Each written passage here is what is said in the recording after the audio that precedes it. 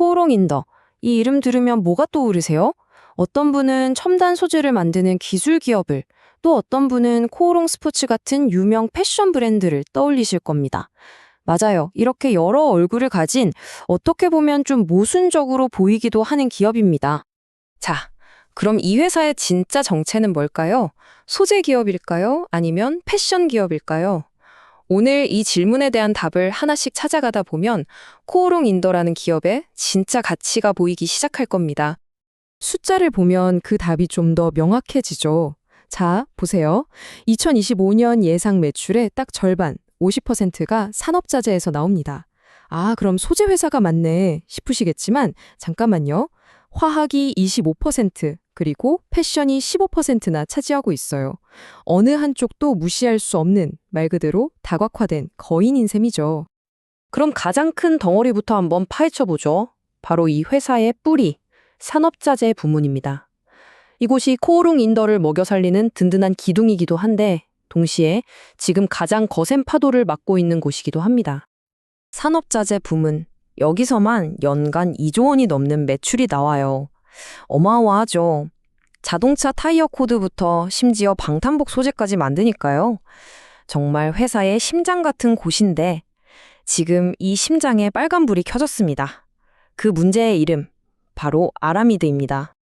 와, 이 과거와 현재 차이 좀 보세요. 정말 극명하죠? 불과 몇 년 전만 해도 이 아라미드라는 게 영업이익률이 30%에 달했어요. 이건 뭐 만들면 돈이 복사되는 수준의 황금알을 낳는 거위였죠. 그런데 지금은 어떻습니까? 잘해야 본전? 아니면 손해를 보고 있다는 겁니다. 아니, 도대체 무슨 일이 있었길래 이렇게 된 걸까요? 범인은 바로 중국이었습니다. 중국 업체들이 공격적으로 공장을 늘려서 시장의 물량을 막 쏟아내기 시작한 거예요. 그러다 보니까 24달러 하던 가격이 1년 만에 15달러로 그냥 곤두박질 쳐버린 거죠. 수익이고 뭐고 다 날아간 겁니다. 그래도 희망이 아예 없는 건 아니에요. 2026년부터 미국에서 대규모 인프라 투자가 시작되거든요. 전국에 광 케이블을 까는 건데 여기에 아라미드가 들어가니까 그때쯤이면 수요가 좀 살아나지 않을까 하는 기대감이 있는 거죠. 그래서 결국 질문은 이겁니다. 과연 아라미드는 옛날의 그 영광을 되찾을 수 있을까요? 이 불확실성 때문에 투자자들은 지금 다른 곳을 보고 있어요. 어쩌면 진짜 성장은 다른 데 있을지도 모른다 하면서요. 그 시선이 향하는 곳이 바로 화학사업부입니다. 정말 의외죠? 이런 전통적인 소재 회사에서 갑자기 AI 수혜주라는 이야기가 나옵니다. 네, 바로 이 화학사업부에서 지금 아주 흥미로운 스토리가 쓰이고 있거든요. 그 핵심에는 MPPO라는 좀 낯선 이름의 소재가 있습니다. 이게 뭐냐면 아주 간단하게 말해서 AI 반도체용 특수 접착제라고 보시면 돼요. 엔비디아 칩처럼 데이터를 어마어마하게 빨리 처리해야 할 때 신호 손실이 생기거든요. 그걸 딱 막아주는 겁니다. 당연히 엄청 비싸고 마진도 많이 남겠죠? 이 공급망을 보면 더 확실해져요. 코오롱 인더가 이 MPPO를 만들어서 두산전자 같은 파트너사에 보내요.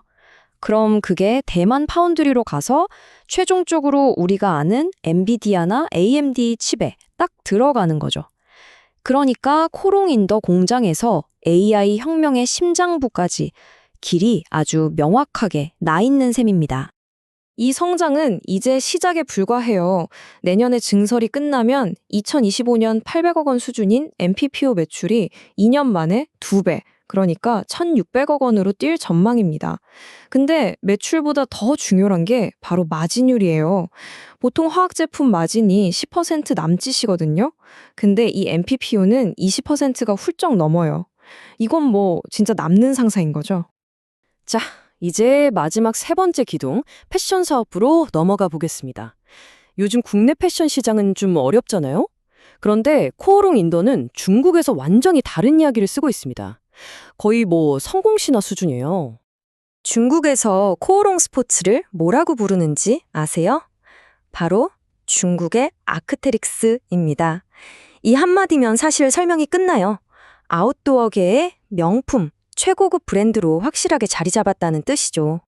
이런 브랜드 파워는 당연히 숫자로 증명됩니다. 2025년, 바로 올해죠.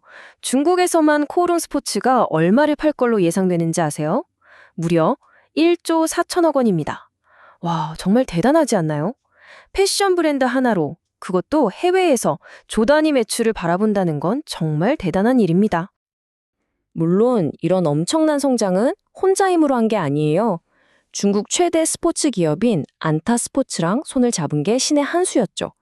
안타의 막강한 유통망을 타고 작년 한 해에만 매출이 60%가 늘었어요.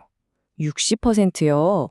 자, 그럼 지금까지 살펴본 이 세 가지 사업 꽤 복잡하죠? 이걸 투자자 입장에서 딱 한눈에 들어오게 정리해 보겠습니다. 이 표 하나면 코롱 인더의 현재 상황이 다 보입니다. 자, 산업자재. 아라미드 수요가 회복될 거라는 기회가 있지만 중국발 공급 과잉이라는 리스크가 여전하죠. 화학은요, AI 붐을 탄 NPPO라는 확실한 기회가 있지만 소수의 큰 고객사에게만 의존한다는 리스크가 있고요. 마지막 패션. 중국에서의 폭발적인 성장은 엄청난 기회지만 만약 중국 경제가 흔들리면 어떡하지? 하는 리스크가 있는 겁니다. 결국 코오롱 인더에 대한 투자는 이 질문 하나로 모아집니다.